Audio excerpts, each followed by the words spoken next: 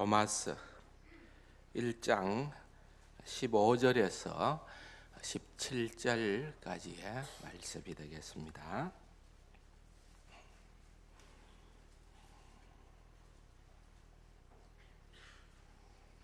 함께 읽도록 하십시다. 그러므로 나는 할 수 있는 대로 로마에 있는 너희에게도 복음 전하기를 원하노라. 내가 복음을 부끄러워하지 아니하노니 이 복음은 모든 믿는 자에게 구원을 주시는 하나님의 능력이 되비라. 먼저는 유대인에게요 그리고 헬라인에게로다. 복음에는 하나님의 의가 나타나서 믿음으로 믿음에 이르게 하나니 기록된 바 오직 의인은 믿음으로 말미암아 살리라 함과 같으니라. 아멘. 대단히 감사합니다. 성구영신 예배로 오늘 이렇게 모였습니다. 이런 시간 한 8시에도 보니까 어떤 교회들은 성구영신 예배로 내일이 주일이기 때문에 조금 이렇게 당겨서 드리는 것도 있고 또 뭐 이 모양 저 모양으로 합니다만은 우리는 한 시간 정도만 좀 당겼습니다. 내일 너무 지장을 받지 않도록 하기 위해서. 대신에 내일 새벽 기도는 없습니다. 그러니까 오늘 가셔서 조금 더 늦었지만은 좀 쉬시고 내일 새벽은 자유롭게 하시고 대신에 나머지 모든 시간들은 1부, 2부, 3부 예배와 또 오후 예배는 정상적으로 있다는 것 그렇게 여러분들이 아시면은 좋겠습니다. 성찬식을 우리가 좀 자주 할 수 있으면 좋은데 여러 가지 준비나 또는 상황들이 여의치를 못해서 이제 자주는 못하고 1년에 몇 차례씩 이제 하게 되어졌습니다. 그런데 이제 오늘은 조금 순서를 조금 바꾸었습니다. 여러분들은 잘 모를 겁니다. 그런데 제가 오늘은 이제 순서를 조금 바꾼 데에는 이유가 있습니다. 우리 고신교단에서 출간된 우리 예전 예식서를 제가 오늘 좀 찬찬히 읽어 보니까 동의가 되져요. 뭔가 하면은 이제 성찬의 순서를 그 어떻습니까? 상관없습니다. 근본적으로는 우리가 은혜로 하는 거니까. 그런데 이제 권하기를 이렇게 권해놓고 있습니다. 먼저 목사가 먼저 하고 수찬위원들, 장로님들이 들고 그 다음에 수찬자들 여러분들에게 하는 이런 식으로 가는 방법이 하나의 방법이고, 두 번째 방법은 수찬자들 여러분들이 제일 먼저 하고 그 다음 수찬위원들이 하고 그 다음 목사가 하는. 그러니까 이 두 가지 방법을 주로 이제 많이 채택을 해서 권하는데, 성찬식에 목사나 성찬위원이 수종드는 자들이다는 그런 측면에서는 그 후자를 권한대요. 후자를 더 적극적으로 추천을 한다. 다시 말하면은 제일 먼저 여러분들이 드시고 그 다음에 수찬 위원들이 들고 그 다음에는 목사가 드는 것이 더 합당하다 하고 그렇게 우리 예식서에 정리를 해놓았어요. 그래서 제가 이제 오늘은 우리 예식서대로 한번 하는 것도 좋겠다. 사실 이래도 되고 저래도 되지만은 수종드는 의미에서 그렇게 하는 것이 적어도 이제 오늘이 어떤 날인가 하면은 이제는 종교개혁 500주년을 맞이하여서 나아가는 그런 시점에 있기 때문에 우리가 이런 부분들까지도 한번 살펴서 정리를 하는 것도 크게 나쁘지는 않겠다 그렇게 생각을 해서 기존에 어떤 식으로 해왔든지 상관은 없습니다. 많은 의미를 한번 생각하고 의미를 부여할 때에는 우리가 가지고 있는 이 예식서가 그렇게 권고하는 그 방법이 참 은혜로운 방법이 되겠다 그렇게 생각을 해서 여러분들에게 제일 먼저 드리고 그 다음에는 수찬위원들이 동참하고 마지막으로 제가 참여하는 그 방식을 채택했다는 것을 여러분들이 이해를 해주시기를 바랍니다. 좀 전에도 말씀을 드렸던 것처럼 이제 2017년도는 1517년 10월 31일이죠. 말틴 루터가 비텐베르크 성당, 독일의 비텐베르크 성당에서 95개조의 로만 캐톨릭을 반박하는 그런 반박문을 내세움으로 말미암아 이렇게 일어나게 되어진 정교개혁 500주년을 맞이하는 아주 뜻깊은 해입니다. 사실 500년 해봤자 그렇게 긴 세월은 아니지만은, 그러나 이 500년 사이에 정말 엄청난 변화와 역사가 교회사적으로 보면은 일어나게 되어졌다라고 그렇게 우리가 볼 수가 있는 것입니다. 기독교는 거대 기독교회사를 예수님의 출생 때부터 590년까지를 고대교회사라고 그렇게 규정을 합니다. 그리고 이제 590년에서 1517년 약 한 1000년 가까이 되는 이 시기를 중세교회사라 그렇게 얘기를 합니다. 중세교회사. 이 중세교회사는 다른 말로 하자면은 중세 로마 캐톨릭 교회 시대라 그렇게 규정을 하는 것입니다. 그리고 또한 이 1000년의 중세사를 우리는 암흑시대다 그렇게 또한 이름을 하고 있는 것입니다. 그리고 난 다음에 말틴 루터가 종교개혁을 1517년에 함으로 말미암아 오늘에 이르기까지 우리는 근세 교회사 시대다 그렇게 얘기하는 이 시대를 살아가고 있는 것입니다. 어떻게 보면은 계란으로 바위를 치는 것보다도 더 연약한 그런 무명의 용사가 한 사제였던 말틴 루터였다고 볼 수가 있겠지요.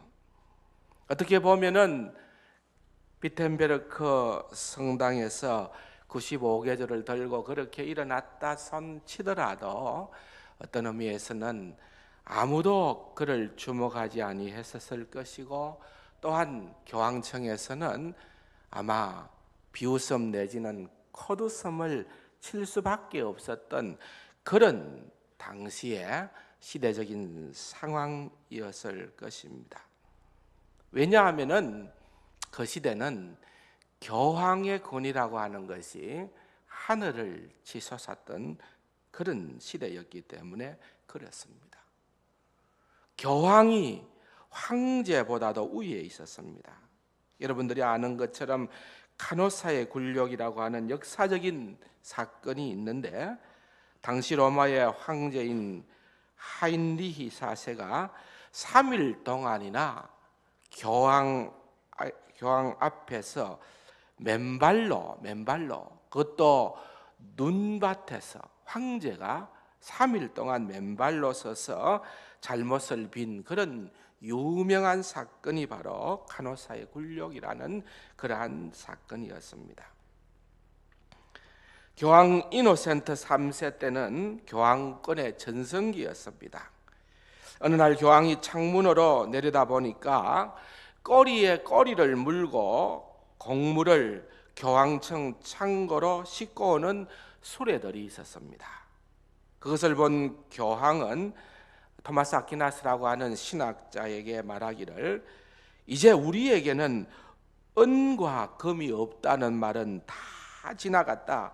저 많은 곡물들을 보라고 그렇게 이야기를 했습니다. 그렇게 하자 이 아퀴나스는 은과 금은 내게 없다는 말이, 은과 금이 내게 없다는 말이 없어진 것처럼 나사렛 예수의 이름으로 걸으라는 말도 없어져 버렸습니다. 그렇게 탄식을 했다고 하는 것입니다. 여러분, 교회가 세속적으로 부유하게 되어지고 또한 성직자를 희망하는 사람들이 많아지고 성직을 돈으로 사고 파는 그런 매매 행위가 일어나게 되어졌습니다. 필경은 구원도 돈을 주고 사고 팔 수 있는 그런 지경에까지 이르게 된 것입니다. 말틴 루터는 독일 기독교 귀족에게 보낸 서한에서 그 당시 중세교회의 타락상을 다음과 같이 지적을 했습니다. 황제가 1층 왕관을 쓰는데 교황은 3층 왕관을 쓰니 놀라지 않을 수가 없다. 추기경들도 교회를 위해서 하는 일이라고는 하나도 없고 도적놈처럼 돈에만 정신을 팔고 있다. 교황청은 성직 매매, 술주증, 사기, 도둑질, 강도질, 사치, 매춘행위, 협작질 등 하나님을 못 오가는 일로 가득 차 있다고 그렇게 종교 개혁이 한창 진행되던 1538년 로마 추기경들이 교황 바울 3세에게 보낸 개혁의 제안이라는 글에서 동일한 타락상을 지적을 했습니다. 첫째 병폐는 성직자의 임명 문제입니다. 철없는 아이들, 심지어는 전적으로 자격이 없는 무례함과 타락자들이 성직자로 임명되고 있습니다.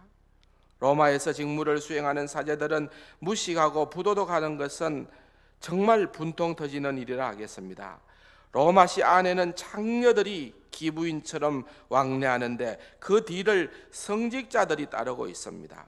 이와 같은 부끄러운 병폐가 중단되어야 하겠습니다. 말틴 루터뿐 아니라 그 당시에 뜻있는 로만 캐톨릭의 그런 추기경들이 이런 개혁의 제안이라고 하는 글을 올리기도 했다는 것입니다. 당시의 교회는 교회의 권위를 과시하기 위하여 거대한 성전을 새로 짓게 되어졌습니다. 여러분, 그 건물 중에 하나가 오늘날 바티칸 궁전이 있는 성 베드로 성당입니다. 혹시라도 유럽을 여행하신 분들이 계시면은 이탈리아 로마에 가서 이 성 베드로 성당을 본 일이 있을 것입니다. 그 규모는 상상을 초월합니다. 어마어마합니다. 얼마나 대단하게 지었던지 시작된 지 100년이 지났는데도 언제 끝이 날지 모르는 그런 상황이었습니다. 그래서 건축비를 모금하기 위하여서 면죄부라는 것을 팔게 되었습니다. 로만 캐톨릭에서는 천당과 지옥도 믿지만은 연옥을 믿는 그런 신앙을 가지고 있습니다. 연옥이 뭐냐? 천당과 지옥 사이에 있는 고통의 장소입니다. 예수를 믿기는 믿지만은 선행이 부족한 사람들이 가서 고난을 받고 있다가 그곳에서 또 다른 공덕으로 말미암아 천국으로 가게 되는 그런 대기하는 장소가 바로 연옥이라는 것입니다. 만약에 세상에서 다른 사람이 죽은 사람의 이름으로 공덕을 쌓아주면 연옥에서 천국으로 올라갈 수 있다고 가르쳤습니다. 그래서 면죄부를 사게 되면은 살아있는 사람은 그냥 천국으로 가게 되고 만일 죽은 사람을 대신하여서 사게 되면은 연옥에 있는 영혼이 그 면죄부를 사는 즉시로 천국에 올라가게 된다고 하면서 팔았습니다. 드디어 이 면죄부를 팔기 위해 루터가 살고 있는 비텐베르크에 와서 면죄부를 사라고 교묘하게 선동을 하였습니다. 마침내 말틴 루터는 여기에 대하여서 심하게 반발하면서 95개조의 항의문을 비텐베르크 성당에 붙여놓고 공개 토론을 요청을 하였던 그 날이 바로 1517년 10월 31일이었다는 것을 우리에게 말을 하고 있습니다. 이 사실이 극기하는 전 유럽으로 퍼지게 되었고, 하나님께서 그것을 종교개혁의 불길로 일으켜 주시어서 이제는 교회가 새롭게 변화되어져 가는 교회의 개혁, 교회의 변혁의 그런 역사가 일어나고, 중세교회가 막을 내리고 근대사회로의 변화가 일어나게 되어졌다. 이것이 바로 역사학자들이 살펴보고 있는 종교개혁의 핵심 내용입니다. 이제 2017년 종교개혁 500주년을 맞이하여서 우리 교단도 예외 없이 이 종교개혁 500주년에 즈음하여 올 한 해를, 아니 2017년도 새로운 한 해를 열어가기를 소망하는 마음을 가지고 종교개혁과 연관한 한 해의 모든 프로그램이나 일들을 진행하는 것을 공적으로 하기로 했습니다. 그래서 이제 여러분들이 요람을 보게 되든지 앞으로 이제 주보를 통하여서도 알게 되겠지만은, 모든 올 한 해 동안에 진행되는 일은 이 종교개혁이라는 이 단어와 항상 연관되어져 있는 그런 행사로 전개가 되어질 것입니다. 그래서 2017년의 표는 오늘 우리의 설교 제목입니다마는 오직 말씀 위에 교회를. 여러분 한번 따라해 볼까요? 오직 말씀 위에 교회를. 오직 말씀 위에 교회를입니다. 이 시간에 여러분들에게 간략하게 종교개혁의 5가지 기치를 말씀을 드린다고 하면은, 오직이라는 말은 라틴 말로 솔라라는 말인데, 솔라 스크립추라라는 말은 오직 성경으로. 첫 번째가 뭐라고요? 오직 성경으로. 오직 성경으로. 그 말입니다. 오직 성경으로. 왜냐하면은 여러분 조금 전에도 말씀을 드렸던 것처럼 로만 캐톨릭에서는 성경의 권위를 그렇게 인정하지를 아니했습니다. 왜 그렇습니까? 성경의 권위를 교회의 권위 밑에 두게 된 결정적인 이유는, 교회가 성경을, 우리가 가지고 있는 이 성경을 결정했고, 그 결정 때문에, 교회의 결정으로 말미암아 이것이 우리의 손에 성경으로 주어졌기 때문에 교회의 권위가 성경의 권위보다 우선한다는 그런 논리를 주장하고 있습니다. 그래서 성경을 어떻게 해석을 하든지 간에 그 성경에 대한 해석권이나 모든 것들이 일반 평신도들에게는 제한되어져 있고, 이 모든 것들을 교황청에서 교황이나 또는 그들 지도자들만이 할 수 있는 그런 특별한 권위로 인정을 했던 것입니다. 그러나 종교개혁자들은 그것이 아니라는 것입니다. 교회의 전통이나 교회의 권위보다 먼저 성경을 우선시 두었다는 것입니다. 교회가 결정했기 때문에 성경이 된 것이 아니라, 성경 자체의 권위가 있기 때문에 교회가 정경으로 받아들였다라고 하는 것이 우리의 입장인 것입니다. 그래서 오직 성경이 우리의 신앙의 표준의 근거이어야 된다, 그렇게 주장을 하는 것입니다. 1519년에 유명한 라이프치 논쟁이라고 하는 그 논쟁이 있었습니다. 뭔가 하면은 이제 구교 로만 캐톨릭에서 가장 탁월했던 신학자였던 존 에크라고 하는 사람과 이 말틴 루터가 신학적인 논쟁을 했던 것입니다. 그런데 그 내용은 뒤로 차치하고서라도 말이 달랐습니다. 존 에크는 늘 그가 뭐라고 얘기를 하는가 하면은 교황이 말하기를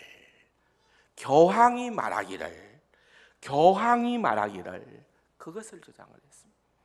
그러나 말틴 루터는 절대로 그와 같은 표현을 사용하지 않고 성경이 말하기를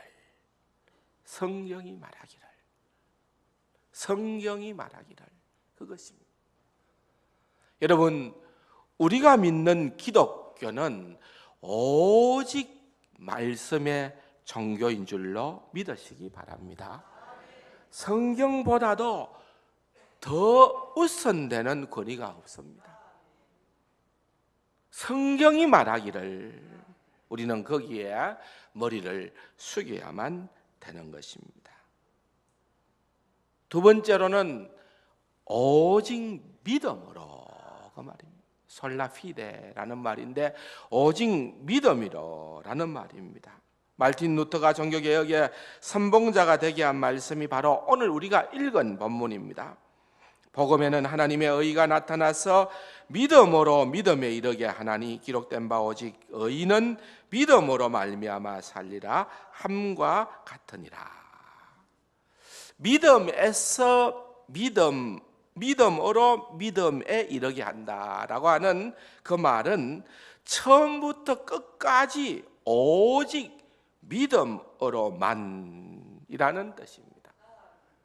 처음부터 끝까지 오직 믿음으로만이라는 뜻입니다. 이것을 우리는 전문 용어로 이신덕이라고 그렇게 얘기를 하는 것입니다. 믿음으로 이를 얻는다는 것입니다.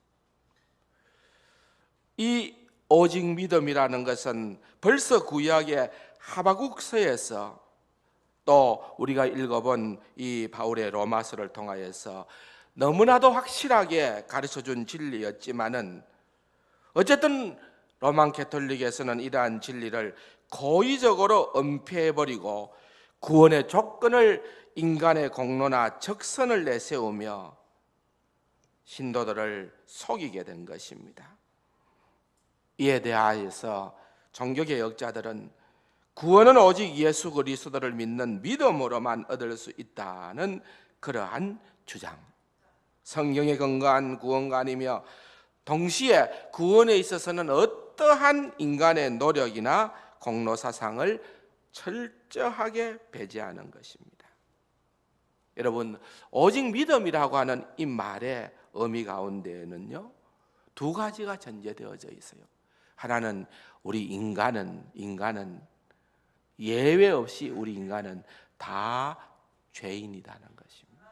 우리 인간은 다 죄인이다.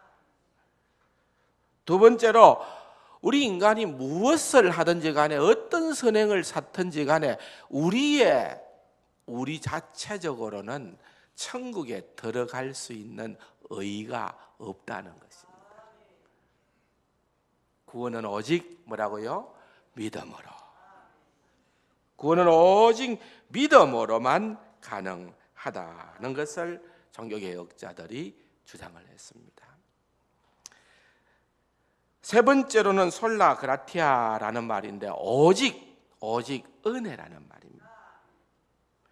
로마 캐톨릭에서는 당시에 행위를 통하여서 구원을 얻을 수 있다는 잘못된 교리를 가르치고 있었고, 특히 교황 레오 10세 시대에는 면죄부를 반드시 사야만이 천국에 들어갈 수 있다는 논리로 우매한 신자들을 속였는데, 종교개혁자들은 죄를 용서받는 일이나 구원은 오직 하나님의 절대적인 은혜로만 가능하다, 그렇게 외친 것입니다.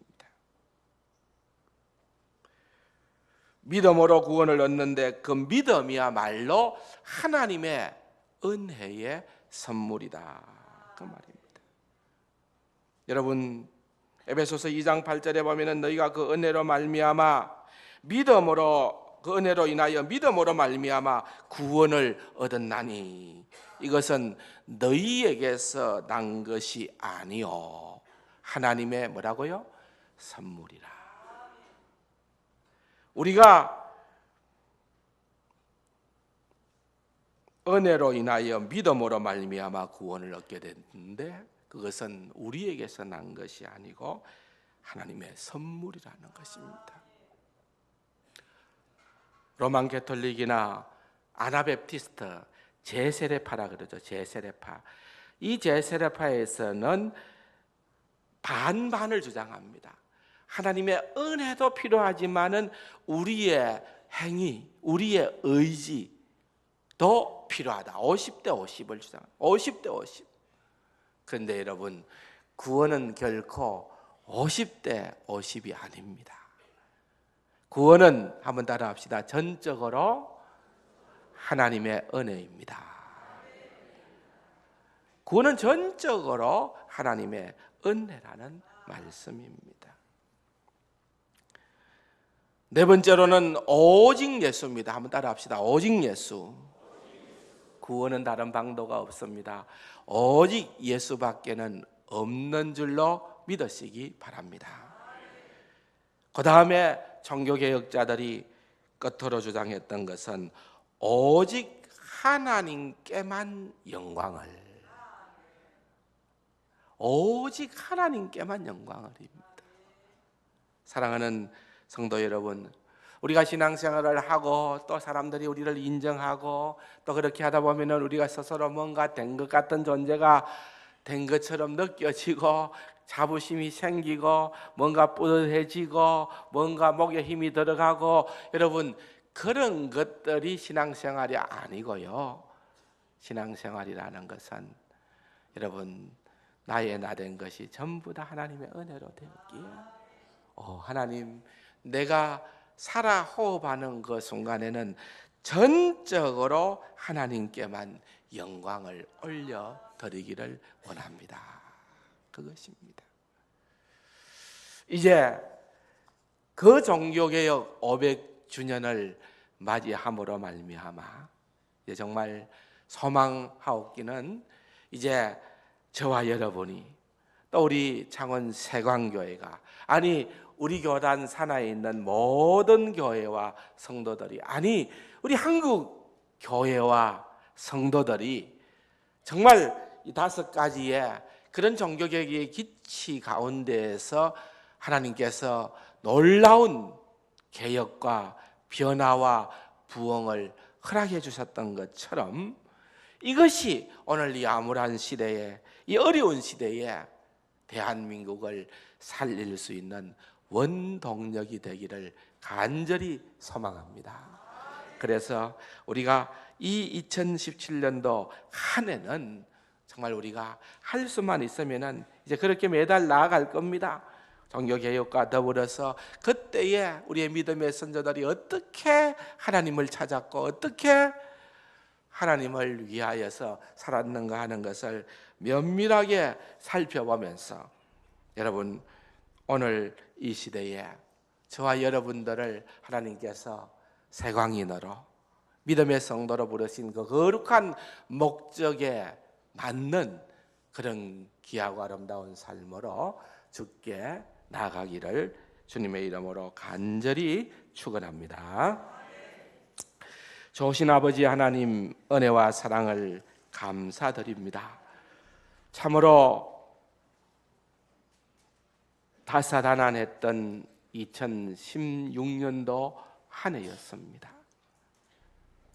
그러나 아버지 하나님, 이제 종교개혁 500주년을 맞이하면서 정말 어둡고 암울했고 천년간의 그 암흑 시대였다고 볼 수 있는 그와 같은 거대한 중세 시대에 말틴 루터를 통하여서 많은 믿음의 선각자들을 통하여서 하나님께서 교회를 변혁시키시고 성도를 변화시켜 주사 아버지 하나님 다시금 새로운 역사를 창출하신 것처럼 오주님 종교개혁 500주년을 맞이하는 이 한 해에 2017년도 이 한 해에 정말 하나님 우리를 말씀으로 변화시켜 주시옵소서. 말씀으로 우리 교회를, 말씀으로 한국 교회와 성도들을 세워 주시옵소서. 든든한 하나님의 말씀을 근간으로 하여서, 기초로 하여서 결단코 흔들리지 않는 그러한 믿음의 자리에 이를 수 있도록 하나님께서 은혜 위에 은혜를 더하여 주옵소서. 그리하여서 정말 하나님을 위하여, 하나님의 영광을 위하여 우리 모두가 귀하고 아름답게 쓰임받는 그러한 새해가 되게만 하여 주시옵소서. 예수님의 이름으로 감사기도 드립니다. 아멘.